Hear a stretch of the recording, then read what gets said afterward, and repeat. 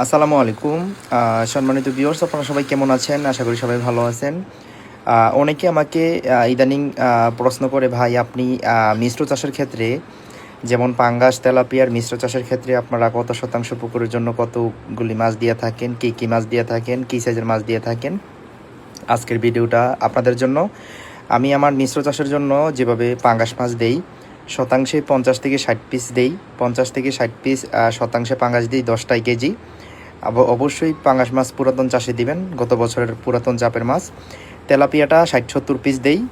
CP অথবা quality আমি আর অন্যান্য মাছ আমি করি না, কারণ বাংলাদেশের মধ্যে সিপি কোয়ালিটি দুইটাই সবচেয়ে ভালো ব্র্যান্ডের মাছ, খুব বাড়ে।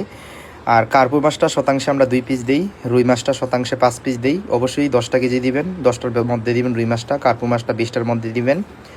আর ব্রিগেড দিবেন আপনারা প্রতি শতাংশে মানে 3 শতাংশে 2 পিস ব্রিগেড দিবেন। সিলভার দিবেন প্রতি শতাংশে 1 পিস সিলভার দিবেন। মৃগেল মাছটা দিবেন শতাংশে 3 পিস, মৃগেল মাছটা শতাংশে 3 পিস দিবেন।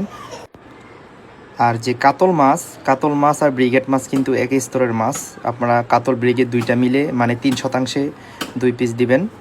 এভাবে চাষে দিবেন আপনারা। আজকে অতটুকুই। আর কালীবাউসটা আপনারা অনেকে কালীবাউস দিয়ে চায়, কালীবাউস মাছটা শতাংশে 1.5 পিস করে দিবেন।